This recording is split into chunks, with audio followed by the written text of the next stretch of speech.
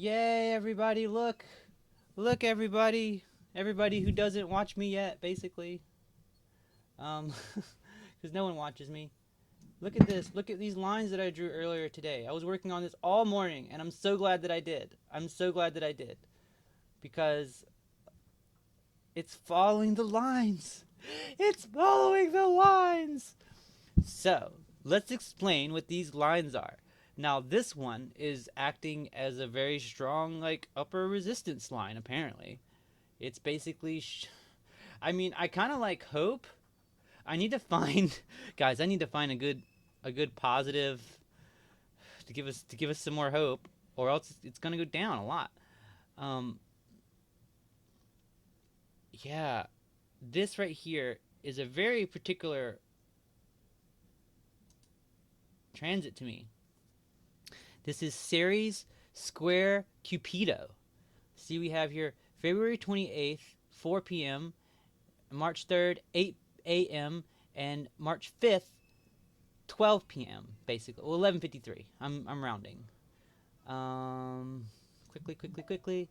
All right. So, see, here we have 8, and then 4, basically 3:56. It said, and then this is the part that concerns me.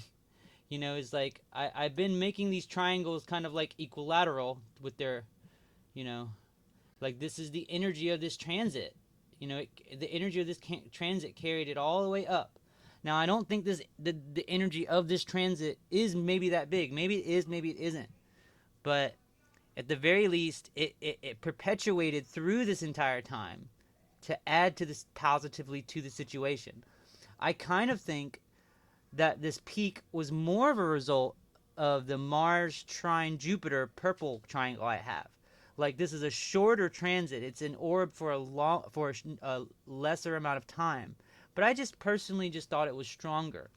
So, and you kind of can see that where maybe this thing right here, it kind of like pulled it out of the drenches, you know, but like a lot of the other things that I have drawn here that were positive correlations, whose entering dates were proved to be lower than their peak dates, so they're positive.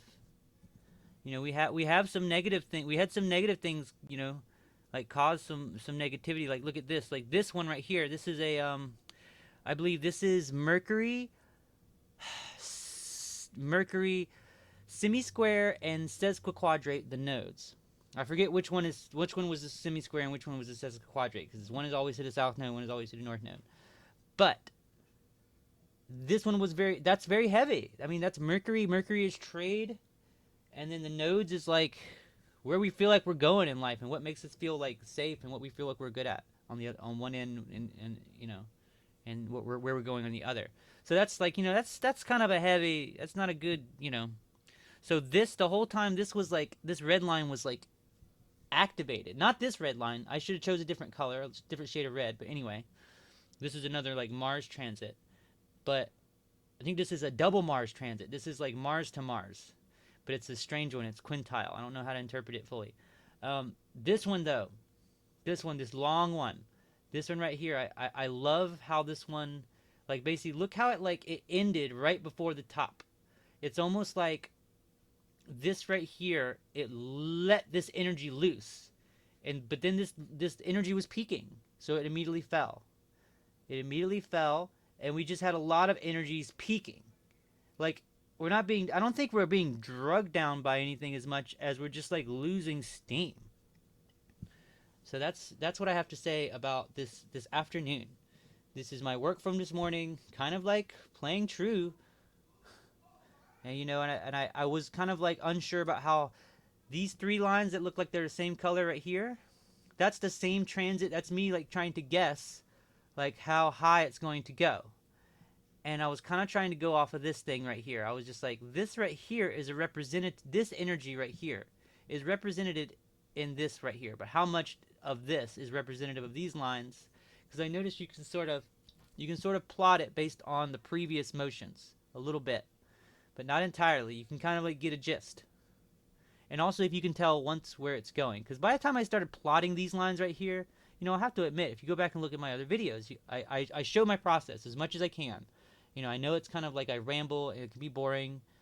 It's exciting to me, but I want to be able to really, get people understanding and watching this, and kind of rambling and trying and being too technical isn't always the smartest idea, and making videos that are entirely too long.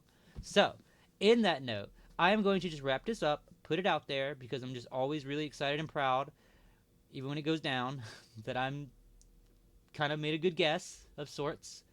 And yeah, we keep doing this. Like, spread, if you find this thing, get, tell people, like, hey, or if other people do this and I don't really know, tell me. I don't know. Like, I want to.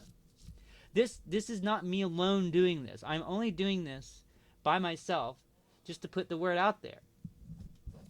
And try to learn it live, and hopefully people will join me in the process, or help me, or show me the way if they're further along this kind of like ideologies.